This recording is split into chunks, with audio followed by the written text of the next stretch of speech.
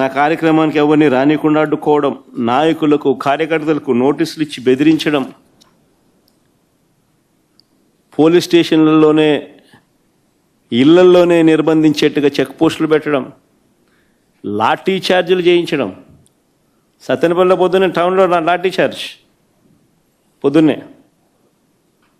భయం పెట్టేందుకు నేను రాకమునిపే.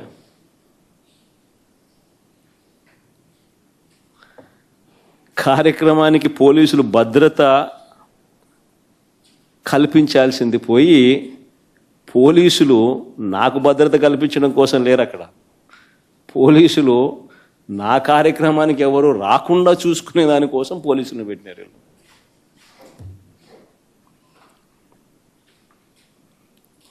ఆశ్చర్యం కలిగించే విషయం.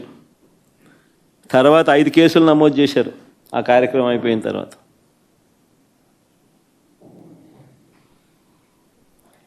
సినిమా డైలాగుల్ని పోస్టర్లుగా పెట్టినందుకు 2 రిమాండ్కు పంపారు. సినిమా డైలాగులను పోస్టర్లుగా పెట్టినందుకు. అడుగుతా ఉన్నా, నీకు అంత కష్టంగా ఉంటే సెన్సార్ బోర్డులో దానికి ఎందుకు పర్మిషన్ ఇవ్వాలా? డైలాగులు తీసేయండి. ఇంకా బాలకృష్ణ సినిమాలు, ఆ పవన్ కళ్యాణ్ సినిమాలు చూస్తే ఇంకా పెద్ద పెద్ద డైలాగులు కనిపిస్తాయి. నాకు ఇప్పుడే ఇక్కడికి వచ్చి ప్రెస్ మీట్కి ముందు శ్రీహరి నాకు చూపించినట్టు కొన్ని డైలాగులు, ఆ సినిమా డైలాగులు, వాళ్ళ సినిమా డైలాగులు చూస్తే ఇంకా దారుణమైన డైలాగులు.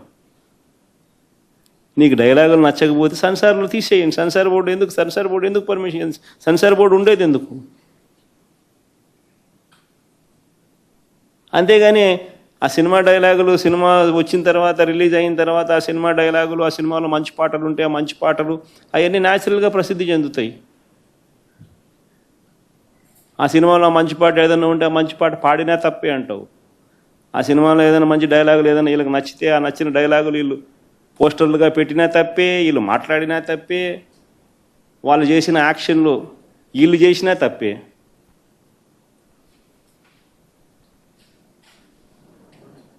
వాళ్ళు ఇలా అన్నా తప్పే, వాళ్ళు ఇలా అన్నా తప్పే. ఎందుకు మరి సినిమాలు ఎందుకు తీస్తున్నారు స్వామి? మీరు ఆపేసేయండి,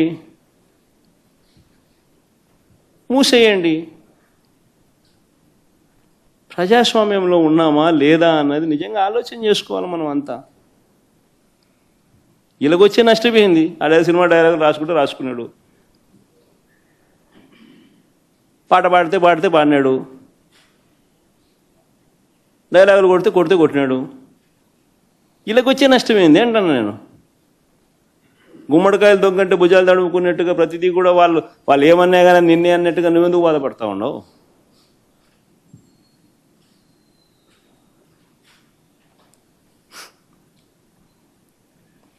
నూట 131 మందికి నోటీసులు ఇచ్చినారు. 131 మందికి నోటీసులు ఇచ్చినారు. సినిమా డైలాగులను పోస్టర్లుగా పెట్టినందుకు 2 రిమాండ్కు పంపించినారు. 131 మందికి నోటీసులు ఇచ్చినారు. చంద్రబాబు గారి పేరు ఎవరు చెప్తే వారిలో ఒక్కొక్కరిని పిలిపించుకోవడం, రోజంతా కూర్చోబెట్టుకోవడం, వేధించడం. ఛార్జ్షీట్లు గమనిస్తే అండ్ అదర్స్ అని చెప్పి ఖాళీగా వదిలిపెడతారు. అంటే వాళ్ళకి నచ్చినోని ఇన్స్టాల్మెంట్ బేసిస్ కింద ఎప్పుడు కావాలంటే అప్పుడు ఇరికిచ్చేదానికోసం. స్థానిక ఎలక్షన్లు కానీ ఇంకొక ఎలక్షన్లు కానీ వచ్చినప్పుడు వీళ్ళు అదర్స్లు అందరినీ కూడా జాయిన్ చేయించేసేస్తారు. చేయించి వీళ్ళందరినీ ఎలక్షన్ల ముందు ఎత్తడం. ఎందుకు ఇంత కుట్రలు చేస్తూ ఉండరు? ప్రజాస్వామ్యంలో మంచి చేసి ప్రజల మనసులను గెలుచుకొని పాలన చేయాలి. అది సత్తా. అలా చేసి నువ్వు ఇలా అను, అది సత్తా. అంతే తప్ప నువ్వు అన్యాయమైన పాలన చేస్తూ నిన్ను ఎవడైనా ప్రశ్నిస్తే ఆడిట్టన్నాడు, వీళ్ళిట్టన్నారు, వాళ్ళు అట్ట మాట్లాడారు, ఇట్ట మాట్లాడాడు అని చెప్పి తోసేయడం, స్టేషన్లో పెట్టడం. ఏమిటి ఇది?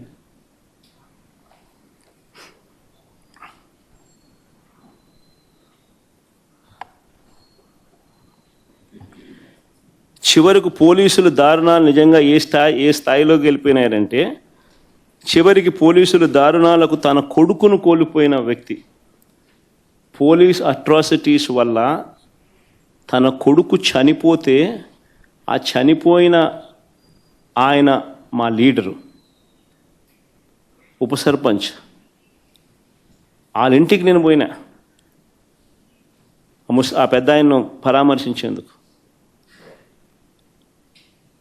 ఎంతటి దారుణం అంటే, పోలీస్ అట్రాసిటీస్ వల్ల చనిపోయిన వ్యక్తిని బెట్టింగ్ కేసులో చనిపోయినారని బెట్టింగ్ బ్యాచ్లో పెట్టేసినారు. మరుసటి రోజు,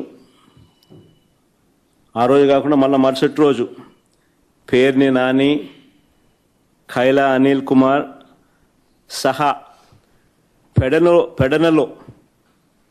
పెడనలో సభ పెట్టిన వారందరిపైన మరో కేసు పెట్టినారు. నేను అడుగుతా ఉన్నా, ఎందుకు కేసు పెడతా ఉన్నారు? ప్రజాస్వామ్యంలో ప్రతిపక్ష పార్టీగా క్యాడర్ మీటింగులు పెట్టుకోకూడదా?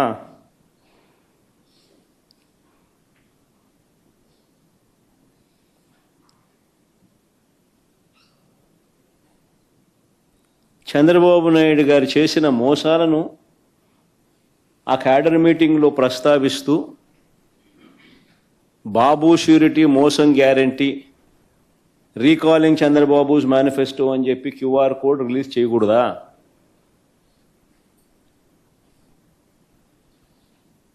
అడుగుతా ఉన్నా. ప్రజాస్వామ్యంలో ఉన్నామా లేమా అని అడుగుతా ఉన్నా.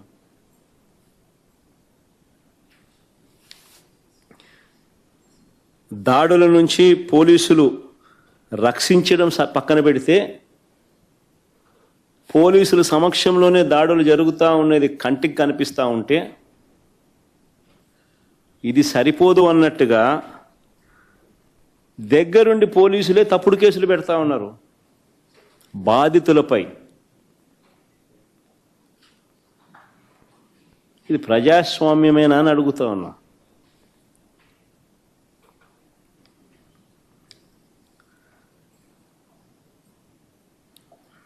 చంద్రబాబు నాయుడు గారు చేసే ప్రతి పని కూడా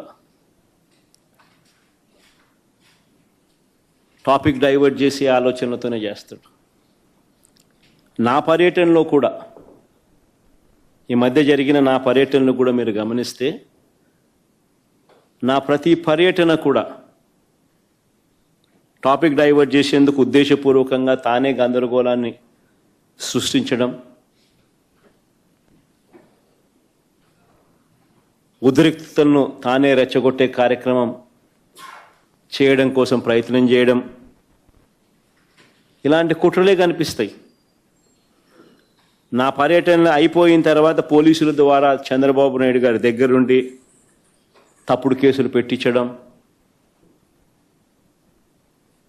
ఇవన్నీ కూడా దీనికి ఉదాహరణలే. మిర్చి ధరలు దారుణంగా పడిపోయిన నేపథ్యంలో ఫిబ్రవరి 19వ తారీఖున గుంటూరు మిర్చి యార్డుకి నేను వెళ్ళాను. గత ఏడాది, అంటే మా ప్రభుత్వ హయాంలో గత ఏడాది క్వింటాల్ మిర్చి ధర 21,000 నుంచి 27,000 పలికితే, చంద్రబాబు నాయుడు గారు అధికారంలోకి వచ్చిన తర్వాత మిర్చి ధరలు ఏకంగా 8 నుంచి 11,000 పడిపోయాయి. ఆ పడిపోయిన నేపథ్యంలో రైతులు కన్నీరు పెడతా ఉంటే ప్రభుత్వం తరపు నుంచి కనీసం రైతులను పరామర్శించినోడు లేడు.